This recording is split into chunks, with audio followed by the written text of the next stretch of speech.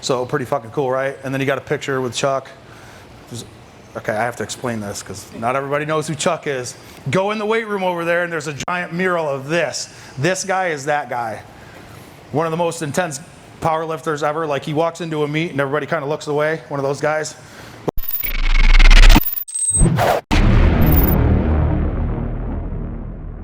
Not so simple technique. Teach your athletes how to train. This is with the system.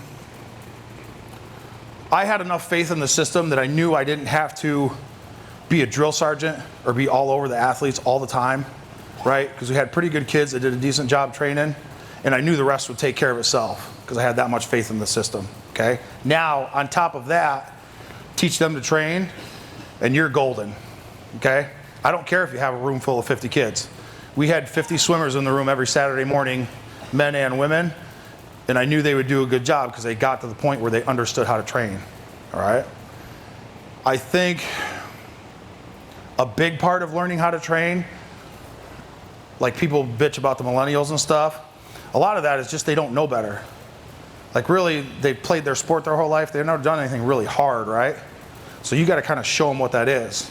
So whether that's time sets or working one-on-one with a kid for a day, and kind of showing them, you know, you go to near failure on stuff, okay? But those kind of things will have, because if they learn to train, everything else is on autopilot. Like you can just coach and correct stuff like it's supposed to be, right? Like I understand you have to motivate a little bit, but get them to learn how to train and you're good. I'll go back to that.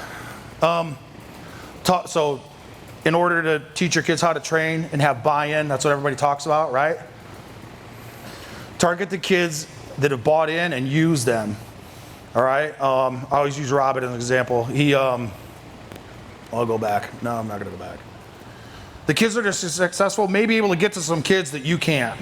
Or this may be true in a training group too. Like you may tell this guy he has to do this 10,000 times and then he has to hear it once from someone else and it clicks, right? Sometimes you just gotta hear it from someone else.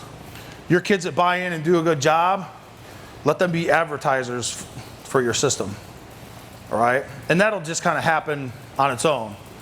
Because the kids that train hard and work hard are gonna be more successful and they'll win, and then the other kids kind of see it and hopefully will follow, all right? I think you have to train. Like, why the fuck are you doing this if you don't like to train, right? Why are you in a weight room? And I've seen this before with coaches, and the kids knew how they felt about training and knew they didn't train, and you could see there was a lack of buy-in, and that was part of it, okay?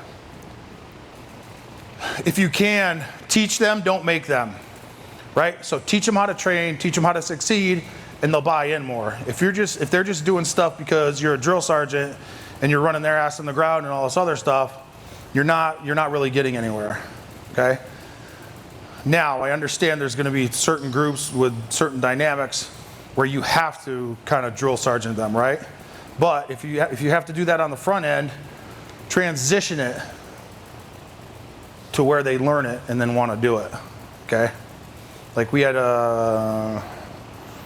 one group I had to be on, like they couldn't go from this rack to this rack without being fucking distracted. Like somewhere in between there that went like this. So like keep them in the same place. So I just went, like you said, like go real simple. So we would do time sets, and there was a group of 5 on a rack, and they weren't allowed to move from the rack except to that next exercise. But there was 5 guys on 5 little stations on a rack, and it was 1-minute sets of everything. So it was like band pushdowns, seated band rows. Seems pretty elementary, but it worked because it's real simple. You do something for a minute, it's gonna suck and stimulate some muscle growth. So you're getting everything you need, right? But then you gotta use that as a learning opportunity to show them later on, okay guys, like, let's get the training wheels off and then you can start rolling along, all right? This is a tough one. Bring along the weak links, but don't spend all your time on them. You're gonna have turds, you're gonna have people that don't listen. You know, in a private sector, you know, maybe you can kick them out. In a school setting, you can't do that, right? You gotta deal with them. Do everything you can. You know, maybe talk to some of their teammates or somebody that might have some information on something that's going on with them, right? like my wife's a school psychologist, and usually asshole kids have an asshole parent or something, right? So it's not just, the kid's not just being an asshole to be an asshole, right? There's something, try to figure out what it is, do the best you can, but at some point, like, you might have to spend less energy on them. Because those 2 kids that are a pain in the ass, if you let them, will consume you, right? What is it, the 5% will consume 95% of your energy or whatever? So, as a last resort, spend your time on the people that want to train, okay? Reward effort, not superstar performances. And I've seen this, and it drives me nuts, like with football. Like you got a kid who's really good athlete, really successful, walks, but doesn't train hard, like doesn't do shit in the weight room. But he walks in and the strength, like there's a workout going on, and the strength coach goes over and wants to fucking bro hug him and talk to him and kiss his ass while the workout's going on, right? But what happens then?